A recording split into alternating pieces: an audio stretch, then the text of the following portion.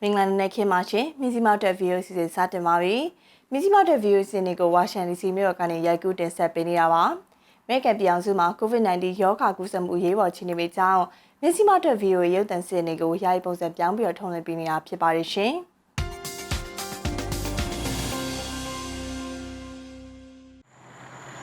ယူကရိန်းနယ်စပ်နားမှာချထားတဲ့ရုရှားတပ်တချို့ဟာစစ်ရေးလေ့ကျင့်မှုပြီးသွားပြီးတဲ့နောက်သူတို့ရဲ့တပ်စခန်းတွေကိုပြန်ကြလိမ့်မယ်လို့ရုရှားကအင်္ဂါနေ့မှာပြောပါတယ်။နိုင်ငံအနှံ့မှာလုပ်နေပြီးကြီးမားတဲ့စစ်ရေးလေ့ကျင့်မှုတွေကိုတော့ဆက်လက်လုပ်နေမယ်လို့ကာကွယ်ရေးဝန်ကြီးဌာနရဲ့ပြောရေးဆိုခွင့်ရှိသူ Igor Konashenkov ကသတင်းထုတ်ပြန်ချက်မှာပြောပါတယ်။ယူကရိန်းကိုရုရှားကကျူးကျော်တိုက်ခိုက်မှာကိုကာကွယ်ဖို့တန်တမန်ရေးအားထုတ်မှုတွေဖြစ်လာတဲ့အချိန်မှာအခုလိုကြေညာချက်ထွက်ပေါ်လာတာပါ။ဂျာမနီဝန်ကြီးချုပ်အိုလာဖ်ရှိုဇာမနေ့ကမော်စကိုမှာရုရှားသမ္မတဗလာဒီမီယာပူတင်နဲ့တွေ့ဆုံပြီးယူကရိန်းကိုရုရှားကကျူးကျော်စစ်ဖြစ်လာနိုင်ခြေနဲ့ရုရှားအပေါ်ပိတ်ဆို့ဒဏ်ခတ်မှုတွေချမှတ်မဲ့အရေးတွေကိုရှောင်ရှားနိုင်မှုဆွေးနွေးပါတယ်။ဂျာမနီဝန်ကြီးချုပ်ဟာတနင်္လာနေ့ကယူကရိန်းနိုင်ငံကီယက်ကိုရောက်ခဲ့ပြီးယူကရိန်းသမ္မတနဲ့တွေ့ဆုံပြီးတဲ့နောက်မနေ့ကရုရှားနိုင်ငံမော်စကိုမြို့တော်မှာသမ္မတပူတင်နဲ့တွေ့ဆုံတာပါ။ယူကရိန်းနယ်ခြားမှာရုရှားတပ်တွေကျူးကျော်တိုက်ခိုက်တာတွေမလုပ်အောင်အနောက်နိုင်ငံတွေရဲ့တန်တမန်ရေးကြိုးပမ်းမှုတစ်စိတ်တစ်ပိုင်းအရာတွားရောက်တဲ့ခီးစဉ်လည်းဖြစ်ပါတယ်။ဒီရက်ပိုင်းတွင်ရုရှားတပ်တွေမြေပြင်ကနေယူကရိန်းနယ်ထဲကျူးကျော်လာနိုင်တယ်လို့မစ်ဇိုင်းဒုံးတွေထဲမှာလေကြောင်းကပါဘုံကျဲတိုက်ခိုက်တာတွေလုပ်လာနိုင်တယ်လို့အမေရိကန်ပြည်ထောင်စုကသတိပေးခဲ့တာပါ။ဒါပေမဲ့လည်းဂျာမနီဝန်ကြီးချုပ်ရဲ့ခီးစဉ်ကစစ်ရေးပဋိပက္ခကိုရှောင်ရှားနိုင်ရေးရုရှားအတွက်လမ်းသစ်ဖွင့်ပေးတဲ့ခီးစဉ်ဖြစ်ပါတယ်။မြောက်ကိုရီးယားရဲ့နျူကလ িয়ার လက်နက်ထုတ်လေရှိတဲ့ရန်ပြိုးနျူကလ িয়ার စက်ရုံမှာယူရေနီယံတန့်စင်မှုတွေပြန်ဆပြီးလုပ်ငန်းလည်ပတ်နေတာတွေကိုဆက်သွယ်ရေးဂျိုရူးကရတဲ့ပုံတွေအရာသိရတယ်လို့နျူကလ িয়ার စုံစမ်းစစ်ဆေးရေးမှူးဟောင်းတူကပြောပါတယ်။ရန်ပြိုးနျူကလ িয়ার စက်ရုံတွေကယူရေနီယံတန့်စင်တဲ့အဆောက်အဦပါဝင်အားလုံးလုပ်ငန်းတွေပြန်လည်ပတ်နေတာကိုဆက်သွယ်ရေးဂျိုရူးကတဆင်ရတဲ့ပုံတွေမှာတွေ့ရတဲ့အကြောင်းနိုင်ငံတကာအမှုမြူစွမ်းအင်အေဂျင်စီ IAEA ညွှန်ကြားရေးမှူးချုပ်ဟောင်းအိုလီဟိုင်နိုနင်က VOA ကိုရီးယားဌာနကိုပြောတာပါမြောက်ကိုရီးယားရဲ့နျူကလ িয়ার စွမ်းအင်ပိုင်ဆိုင်မှုနဲ့ပတ်သက်လို့ကမ္ဘာကသတိပေးချက်တွေထွက်ပေါ်နေချိန်မှာပဲအခုလိုသုံးသပ်ချက်ထွက်ပေါ်လာတာပါဇန်နဝါရီလအတွင်းမြောက်ကိုရီးယားကမစ်ဇိုင်းဒုံးကြီး17ကြိမ်စမ်းသပ်ခဲ့ပြီးအဲ့ဒီထဲမှာဇန်နဝါရီလ30ရက်နေ့ကစမ်းသပ်တဲ့အမေရိကန်ပြည်ထောင်စုပိုင်နယ်နိမိတ်ဂွမ်ကျွန်းအထိရောက်အောင်ပစ်ခတ်နိုင်တဲ့တာလက်ပစ်ပဲထိန်းသုံး ballistic missile ဒုံးလည်းပါဝင်ပါတယ်အရင်ကတော့သူ့သဘောနဲ့သူစမ်းသပ်ဖို့ရပ်ဆိုင်ထားတာတွေကိုပြန်ဖြတ်ပြီးနျူကလ িয়ার ဒါမှမဟုတ်တိုက်ချင်းပြစ်မစ်ဇိုင်းဒုံးတွေပြန်လည်စမ်းသပ်တာမျိုးတွေလုပ်နိုင်ခြင်းဇန်နဝါရီလအတွင်းမှာပဲမြောက်ကိုရီးယားကကြေညာခဲ့ပါတယ်အမေရိကန်ထိန်းချုပ်ထားတဲ့အာဖဂန်နိုင်ငံပိုင်ဆိုင်မှုဒေါ်လာ9ဘီလီယံကိုအပြည့်အဝပြန်ပေးဖို့သမ္မတဂျိုးဘိုင်ဒန်အစိုးရကညှင်းဆိုရင်အမေရိကန်အပေါ်သူတို့ရဲ့မူဝါဒကိုပြန်ပြီးသုံးသပ်ဖို့စီစဉ်နေတယ်လို့သဘောထားတင်းမာတဲ့အာဖဂန်အစ္စလာမစ်ခေါင်းဆောင်တွေကပြောပါတယ်ဒီလိုထိန်းချုပ်ထားတဲ့ဒေါ်လာ9ဘီလီယံတဲက 3.5 ဘီလီယံကိုလူသားချင်းစာနာထောက်ထားမှုအကူအညီတွေပေးဖို့အတွက်ဖယ်ထားဖို့သမ္မတဘိုင်ဒန်ကပြီးခဲ့တဲ့သောကြာနေ့ကသမ္မတအမိန့်ထုတ်ပြန်ခဲ့ပါတယ်ဒီရမုံငွေရဲ့ထက်ဝက် 3.5 ဘီလီယံကို2011ခုနှစ်စက်တင်ဘာလ17ရက်ဝါရှင်တန် DC နဲ့နယူးယောက်မြို့တို့မှာအကြမ်းဖက်တိုက်ခိုက်မှုတွေအတွင်းတေဆုံးခဲ့ရသူတွေရဲ့မိသားစုတွေကိုပေးအပ်သွားဖို့ဘဏ္ဍာငွေအဖြစ်ဆက်ပြီးထားဖို့အမေရိကန်ကဆုံးဖြတ်ထားတာပါဒီ 9/11 တိုက်ခိုက်မှုဟာအာဖဂန်နစ္စတန်နဲ့ဘာမှမသက်ဆိုင်ဘူးလို့တာလီဘန်ပြောရေးဆိုခွင့်ရှိသူကတနင်္လာနေ့ကကြေညာချက်ထုတ်ပြန်ခဲ့ပါတယ်။တကယ်လို့အမေရိကန်အနေနဲ့ဒီဆုံးဖြတ်ချက်အတိုင်းရပ်တည်ပြီးရန်စားတဲ့လုပ်ရပ်တွေကိုဆက်လုပ်နေရင်အာဖဂန်အနေနဲ့လည်းသူတို့ရဲ့မူဝါဒတွေကိုပြန်ပြီးသုံးသပ်ရလိမ့်မယ်လို့ပြောခွင့်ရကဆိုပါတယ်။အမေရိကန်နိုင်ငံနယူးယောက်ဗဟိုဘဏ်မှာထားတဲ့အာဖဂန်နစ္စတန်ရဲ့ဒီအရန်ငွေတွေကိုမနှစ်ဩဂုတ်လတာလီဘန်တွေအာဖဂန်မှာအာဏာရချိန်ကစပြီးအမေရိကန်ကထိန်းချုပ်ထားတာပါဒီငွေတွေဟာဘယ်ဆိုရနဲ့မှမဆိုင်ပဲအာဖဂန်ပြည်သူတွေသာပိုင်တာဖြစ်တဲ့အကြောင်းတာလီဘန်တွေကပြောဆိုပါတယ်။သုံးသပ်သူတွေကတော့အခုလိုထိန်းချုပ်ထားတာဟာလူသားချင်းစာနာမှုအခြေအနေဆိုးရတဲ့အာဖဂန်နစ္စတန်ရဲ့အခြေအနေကိုပိုပြီးဆိုးလာစေတယ်လို့ရှုမြင်ကြပါတယ်။ကနေဒါနိုင်ငံအစိုးရရဲ့ COVID-19 ရောဂါမပြန့်ပွားရေးတားမြစ်ချက်တွေကိုကန့်ကွက်ဆန္ဒပြပြီးလမ်းတွေပိတ်ဆို့ဆန္ဒပြသူတွေကိုအရင်ကအသုံးပြုခဲ့တဲ့အရေးပေါ်ဥပဒေအတိုင်းအရေးယူသွားမယ့်အကြောင်းကနေဒါဝန်ကြီးချုပ် Justin Trudeau ကတနင်္လာနေ့ကကြေညာပါတယ်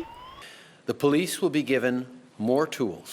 to restore order in places where public assemblies can constitute illegal. ကနေဒါနိုင်ငံသားအများပြားရဲ့ဘဝကိုနှောက်ယှက်နေတဲ့တရားမဝင်ပိတ်ဆို့နေတာတွေသတင်းသုံးမှတ်ထဲရောက်လာပါပြီအခုကျွန်တော်တို့ရဲ့မြို့တော်မှာမိသားစုတွေအသေးစားစီးပွားရေးလုပ်ငန်းတွေဟာသူတို့ဝန်းကျင်မှာနှောက်ယှက်မှုတွေခံနေရပြီးလမ်းတွေပိတ်ဆို့ထားတဲ့တရားမဝင်လုပ်ရက်တွေအနှောက်ယှက်ပေးတာတွေဥပဒေချိုးဖောက်တာတွေကိုရင်ဆိုင်နေရပါတယ်ဆိုပြီးကနေဒါဝန်ကြီးချုပ် Justin Trudeau ကပြောဆိုသွားတာပါထုတ်ပြန်လိုက်တဲ့အရေးပေါ်ဥပဒေတွေအရဆန္ဒပြသူတွေကိုပိုပြီးဖမ်းဆီးခွင့်နဲ့ပိတ်ထားတဲ့ကုန်ကားတွေကိုတင်စီခွင့်အာဏာပိုင်တွေကိုလှုပ်ခွင့်ပေးထားတဲ့အကြောင်းဝန်ကြီးချုပ် Trudeau ကပြောပါတယ်ဒီတော်တွင်ကနေဒါအစိုးရရဲ့ COVID-19 ရောဂါကာကွယ်ရေးတားမြစ်ချက်ကိုကန့်သတ်တဲ့စီးမြင်တွေကိုစန့်ကျင်ဆန္ဒပြပွဲတွေမနေ့ကအော်တဝါမြို့မှာဆက်လက်ကျင်းပနေကြပါတယ်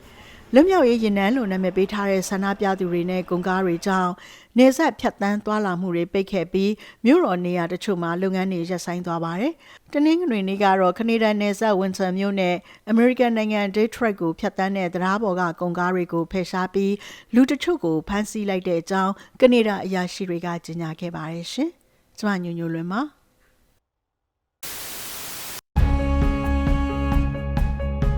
VOA American တန်ရဲ့ရုပ်သံထုတ်လွှင့်မှုတွေကိုနေ့စဉ်24နာရီပတ်လုံးဖမ်းယူကြည့်ရှုနိုင်ပါပြီ။လူထုမိတ်ဆွေရုပ်သံလိုင်းကနေနေ့စဉ်24နာရီရုပ်မြင်သံကြားထုတ်လွှင့်မှုအဖြစ် VOA American တန်နဲ့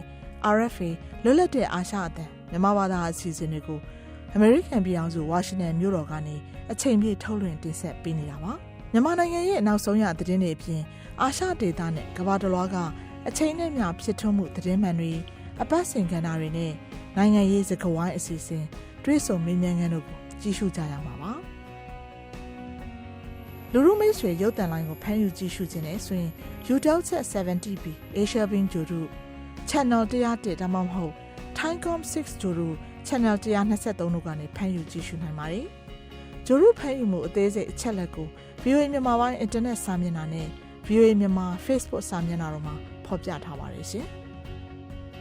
မြန်မာနိုင်ငံကပြည်ထက်တွေစီသတင်းမှန်တွေပို့ပေးနိုင်မှုလူထုမိတ်ဆွေအရောက်လာခဲ့ပါပြီနော်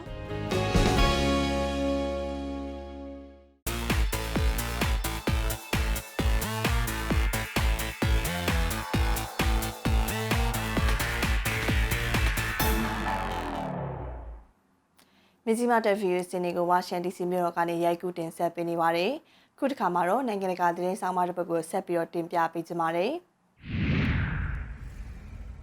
2021 ဩဂုတ်လ15ရက်နေ့တုန်းကတာလီဘန်တွေအာဖဂန်နစ္စတန်နိုင်ငံကိုသိမ်းပိုက်လိုက်ချိန်တုန်းကအာဖဂန်သတင်းတောက်တချို့နိုင်ငံတွေကနေထွက်ပြေးခဲ့ကြပါတယ်။ဒီတွေကတချို့ကအခုချိန်မှာတော့အမေရိကန်ပြည်အောင်စုမှာအခြေချနေထိုင်ပြီးတော့ဘဝသစ်စနိုင်မှုကြိုးစားနေကြပါတယ်။ VOA သတင်းတောက်မာတီယိုလာအဘိတက်ဆက်ပြည်နယ်ဟူစတန်မြို့ကနေပေးပို့သတင်းလွှာကိုတင်ဆက်ပေးကြပါမယ်။ကျွန်မအီသက်စင်ပါVOA American အသံနဲ့ The New York Times သတင်းစာအပါအဝင်အထင်ကရသတင်းဌာနတွေနဲ့အတူလက်တွဲပြီးတော့လုပ်ကင်ပူးပြီးတော့စုရည်လည်းရထားတဲ့အလွတ်တန်းသတင်းတောက်ဇာဘီဟူလာဂါဇီဟာအခုချိန်မှာတော့ Texas ပြည်နယ် Houston မြို့မှာရွှေ့ပြောင်းချီချနေထိုင်နေပါတယ်။2021 ဩဂုတ်လတုန်းကတာလီဘန်တွေအာဖဂန်ကိုသိမ်းပိုက်ချိန်တုန်းကသူ့အပါအဝင်သတင်းတောက်ရာနဲ့ချီနိုင်ငံတွေကနေထွက်ပြေးခဲ့ကြပါတယ်။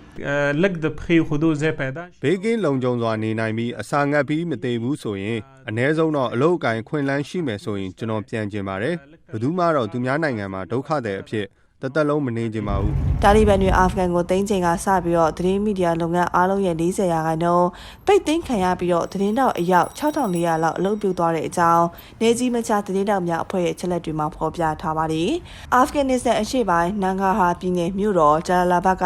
အန်နီကတ်တီဗီမှာအစ်ဟက်ဆာဒတ်ကသတင်းတောက်လုပ်ခဲ့တာပါအခုတော့ဟူစတန်မြို့မှာပြောင်းရွှေ့ချနေထိုင်ပြီးတော့ကျောင်းဆက်တက်မယ်လို့သူကပြောပါတယ်အမေရိကန်ပြည်ထောင်စုကိုကျွန်တော်ရောက်လာတော့ပတ်ဝန်းကျင်အသစ်မှာနေသားကြအောင်လုပ်ပြီးတော့ကျောင်းဆက်တက်ဖို့ပါဒါမှကျွန်တော်နိုင်ငံကိုပြန်တဲ့အချိန်ကျရင်ဒီအတွေ့အကြုံတွေကိုအသုံးချနိုင်မှာပါအဲ့လိုဆိုရင်ကျွန်တော်အတွက်ကြီးမားတဲ့အောင်မြင်မှုတစ်ခုဖြစ်လာမှာပါအမေရိကန်ပြည်အောင်စုမှာနေထိုင်တဲ့တခြားအာဖဂန်နိုင်ငံသားတွေနဲ့တွေ့လို့ရှိရင်အိမ်ပြန်ရောက်သွားသလိုခံစားရတဲ့အကြောင်းသူကပြောပါတယ်အာဖဂန်နိုင်ငံသားအချင်းချင်းတွေ့ကြရင်အတိုင်းဝန်းတစ်ခုအဖြစ်ခံစားရပါတယ်အာဖဂန်နစ္စတန်နိုင်ငံကနေထွက်ပြေးလာသူအယောက်9000ခွဲအတွက်အမေရိကန်ပြည်အောင်စုမှာအခြေချဖို့အမေရိကန်အစိုးရကထောက်ပံ့ပေးထားတဲ့အကြောင်းအမေရိကန်နိုင်ငံသားရေးဌာနက2021ဒီဇင်ဘာလတုန်းကထုတ်ပြန်ထားပါတယ်ရှင်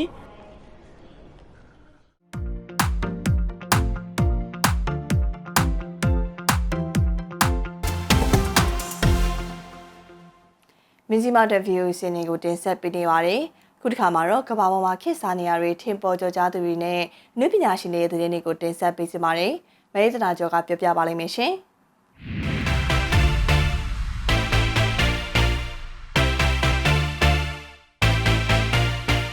American beer အမှတ်တစိ Budweiser နဲ့သူ့ရဲ့နာမည်ကျော် Clydesdale မြင်းကြီးတွေရဲ့ TV ကြော်ညာတစ်ကတော့ American ဘောလုံးဘောလူပွဲ Super Bowl ပြသချိန်မှာလာသွားပါတယ်။ဘဝမှာကြုံတွေ့နေရတဲ့အခက်အခဲတွေကိုရင်ဆိုင်ကြော်ဖြတ်နိုင်စွမ်းကိုမိမောင်းထိုးပြထားတဲ့အမှုပညာရိုက်ကူးဖန်တီးမှုဖြစ်ပြီးတော့ဒီကြော်ညာကို Oscar ဆုရှင်ဒါရိုက်တာ Chloe Zhao ကရိုက်ကူးတာဖြစ်ပါတယ်။ဇန်နဝါရီနှစ်ဆန်းပိုင်းမှာ YouTube မှာစပြီးတင်ထားတဲ့အဲ့ကြော်ညာမှာဒဏ်ရာရထားတဲ့ Clydesdale မြင်းကြီးဆရာဝန်ရဲ့သူ့ရဲ့မြင်းထိန်သမားရဲ့ပြီးတော့သူ့ကိုဂယူဆိုင်တဲ့ခွေးလေးတစ်ကောင်ရဲ့နဲ့ဘလို့ပြင်ပြီးတော့နလန်ထူနိုင်ရလဲဆိုတာပြထားတာပါ Down never means out ကျသွားတယ်ဆိုတာထွက်သွားရတယ်အတိတ်ပဲမဟုတ်ပါဘူးလို့စာတန်းထိုးထားပါတယ်ကျမတို့အားလုံးဘဝမှာရှုံးနေမှုတွေရှိပါတယ်အဲ့ကနေပြီးတော့ပြန်ပြီးတော့ထူမှတ်အောင်စူးစမ်းရတာကရှေ့ကြတယ်နာကျင်ရတယ်အမတန်လည်းအထီးကျန်ဖြစ်ရပါတယ်ဒါမဲ့အဲ့လိုအခြေအနေကနေပြီးတော့မလျှော့တဲ့ဇွဲလုံးလားမျောလင်းချက်ကိုယ့်ရဲ့ချစ်ခင်သူတွေရဲ့မေတ္တာတို့နဲ့ပြန်ထူမှတ်နိုင်တယ်ဆိုတာကို Clydesdale မြင်းကြီးတွေရဲ့ဇာတ်ကြောင်းနဲ့ရိုက်ကူးတင်ပြခွင့်ရတာကျမရဲ့အတွေ့အကြုံနဲ့ထပ်တူကြပါတယ်လို့ဒီကြော်ညာနဲ့ပတ်သက်တဲ့ဖန်တီးမှုကြောင့်ကြီးညာချက်မှာဒါရိုက်တာ Chloe Zhao ကပြောထားပါတယ် YouTube ပေါ်က Budweiser ကြော်ညာအရှိကစက္ကန့်60ဖြစ်ပြီးတော့ February 23 ရက်နေ့ Super Bowl ပြပွဲနေ့တုန်းကတော့စက္ကန့်30သာကြော်ညာပြတာဖြစ်ပါတယ်အခုလိုမျိုး Super Bowl နေ့မှာကြော်ညာထည့်နိုင်ဖို့ဆိုတာကမိနစ်ဝက်စာနေရာအတွက်ဒေါ်လာ6 သန်းခွဲလောက်ပေးရတာဖြစ်ပြီးတော့အဲ့ပွဲက American ပြည်အောင်စုမှာလူအများဆုံးရုပ်မြင်သံကြားကနေကြည့်ရှုကြတဲ့ပွဲဖြစ်ပါတယ် Super Bowl ပြိုင်ပွဲကို NBC ရုပ်မြင်သံကြားကနေဓာတ်ရိုက်ထုတ်လွှင့်ပြသပါတယ် Budweiser ဘီယာကလည်း Super Bowl ပြိုင်ပွဲတွေအတွင်းမှာလူကြိုက်များတဲ့ကြော်ညာတွေရိုက်ကူးထုတ်လုပ်ခဲ့တာဖြစ်ပါတယ်သူ့ရဲ့ကြော်ညာတွေမှာဖားလေးတွေခွေးပေါက်လေးတွေနဲ့Clydesdale မြင်းကြီးတွေလည်းမကြာခဏပါတတ်ပြီးတော့ဒီမြင်းကြီးတွေက1950ပြည့်လွန်ကာလ Budweiser ကြော်ညာတွေကပါလေရှိတာပါ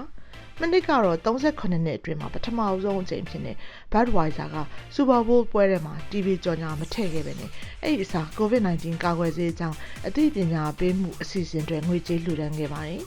အခုကြော်ညာရိုက်ကူးဖို့ဒါရိုက်တာ Chloe Zhao ကိုဘာလို့ရွေးချယ်ရလဲဆိုရင်သူက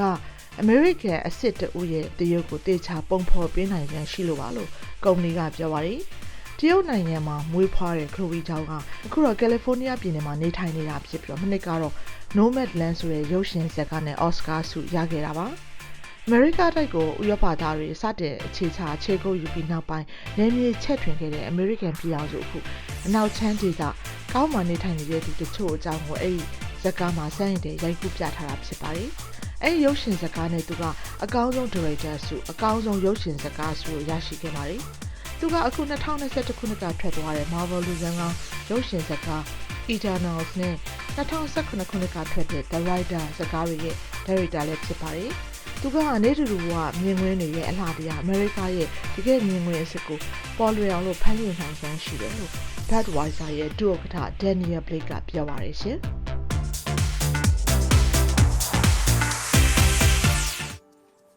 အခုဆက်ပြီးတော့နောက်ဆုံးရငွေလိမ်နှုန်းရွှေစည်းနဲ့73စီစီလုံးတွေကိုပြောပြပေးချင်ပါတယ်။ဘိုးဘန်ကသတ်မှတ်ထားတဲ့ဖေဖော်ဝါရီ15ရက်နေ့နောက်ဆုံးရငွေလိမ်နှုန်းဟာ